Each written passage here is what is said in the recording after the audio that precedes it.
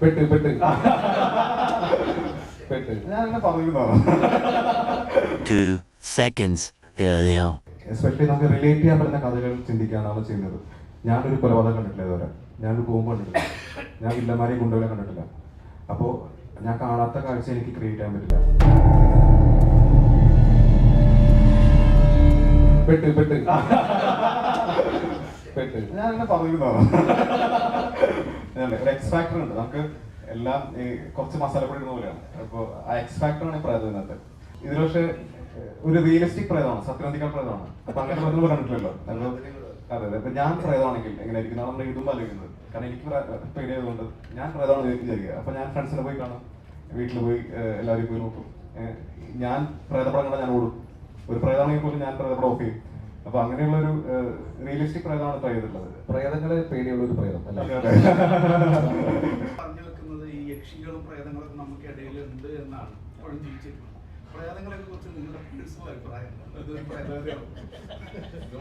ഭയങ്കര പേടിയുള്ള ഒരു ഏരിയ ഉണ്ട്. അപ്പൊ ഞാൻ ഈ ഹൊറർ സിനിമകൾ കാണാറില്ല. പിന്നെ മെയിൻ വിഷയം നമ്മൾ ഈ ട്രാവൽ ചെയ്യുമ്പോൾ ഷൂട്ടിന് പോയി എപ്പോഴും ഒറ്റയ്ക്കാണല്ലോ താമസം.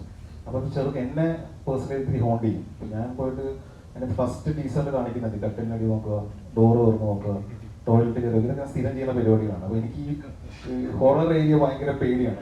അതേപോലെ പേടിയുള്ള ഒരാളാണ് അഖിലും സെയിം സിറ്റുവേഷൻ ആണ്. വലിയ മുറി പറ്റില്ല, ചെറിയ മുറി വേണം.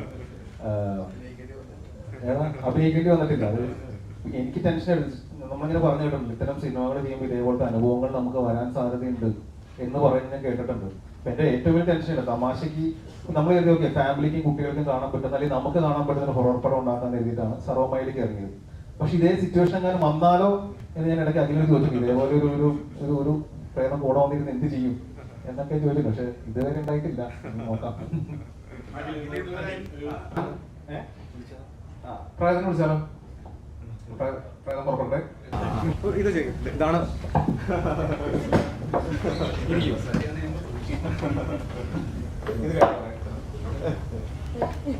ബാല പ്രൊഡ്യൂസറാണ്. മുറ എന്നുള്ള സിനിമ 19 വയസ്സിൽ പ്രൊഡ്യൂസ് ചെയ്ത ആളാണ്. ഫാദർ ഫേമസ് ആയിട്ടുള്ള ഷിബു തന്നീസിനുള്ള ഞാൻ ഏറ്റവും കൂടുതൽ ഇതിൽ അത്ഭുതപ്പെടുത്തിയ കാര്യം, റിയാൻ ആദ്യമായിട്ട് കാണാൻ പോകുന്നത് ചെന്നൈയിലാണ്. അപ്പോൾ റിയാനെ കാണാൻ റിയ റെസ്റ്റോറൻറ്റ് വെയിറ്റ് ചെയ്യാന്ന് പറഞ്ഞു.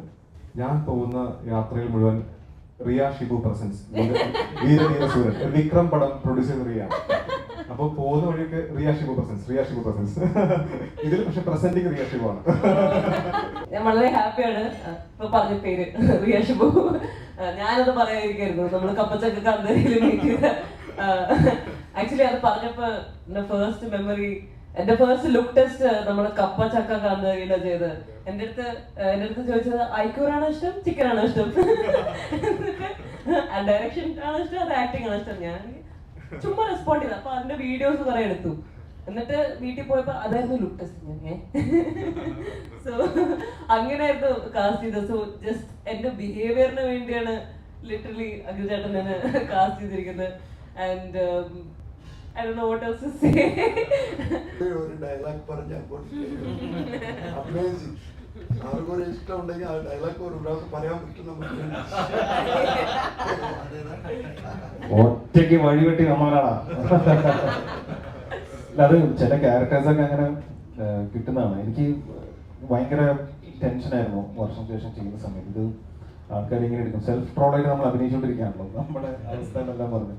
പക്ഷെ അത് ഇറങ്ങിക്കഴിഞ്ഞപ്പോൾ ഒരു ഭയങ്കര ഒരു റിസപ്ഷൻ കിട്ടി. സത്യം പറഞ്ഞാൽ എനിക്ക് ആ സിനിമ ഇറങ്ങി കിട്ടിയിട്ടുള്ള റെസ്പോൺസും ആൾക്കാരുടെ ഒരു ഭയങ്കര സ്നേഹം എനിക്ക് അവർ പറഞ്ഞു. ഇവനെ ഇങ്ങനത്തെ ഹ്യൂമർ വേഷങ്ങൾ അല്ലെങ്കിൽ ഇങ്ങനത്തെ ഒരു എനർജറ്റിക് എന്റർടൈൻ സിനിമകൾ കാണാൻ ഞങ്ങൾ വെയിറ്റ് ചെയ്യുന്നു, കാണാൻ ഞങ്ങൾ കൊതിക്കുന്നു എന്ന് പറഞ്ഞാൽ എനിക്ക് ഏറ്റവും കൂടുതൽ റെസ്പോൺസ് കിട്ടിയത് വർഷങ്ങൾക്ക് ശേഷം ഇറങ്ങി കഴിഞ്ഞപ്പോഴാണ്. അപ്പോഴും നമ്മൾ ആലോചിക്കുന്നു, ഓക്കെ കുറച്ച് നാളായിട്ട് മിസ്സിംഗ് ആണ്, ടൈം നമുക്കൊരു എന്റർടൈൻമെന്റ് സോങ്ങിലേക്ക് തിരിച്ചു പോകണം, അല്ലെങ്കിൽ അങ്ങനത്തെ സിനിമകൾ വരണം. പക്ഷെ അപ്പോഴത്തേക്കും കമ്മിറ്റ് ചെയ്തിട്ടുള്ള കുറച്ച് പടങ്ങൾ അല്ലാത്ത സിനിമകളാണ്. പക്ഷെ ഇപ്പോൾ സ്ക്രിപ്റ്റ്സ് എല്ലാം നോക്കുന്നത് അങ്ങനത്തെ എന്റർടൈൻമെന്റ് അല്ലെങ്കിൽ ഹ്യൂമർ അങ്ങനത്തെ സ്ക്രിപ്റ്റ്സ് ആണ് നോക്കുന്നത്. ഇപ്പോൾ നിങ്ങളെല്ലാം കണ്ടിട്ടുണ്ട്. അപ്പോൾ ചെന്നിട്ട് ഇനി ഫൈനലൈസ് ചെയ്യുന്ന പ്ലാനാണ്.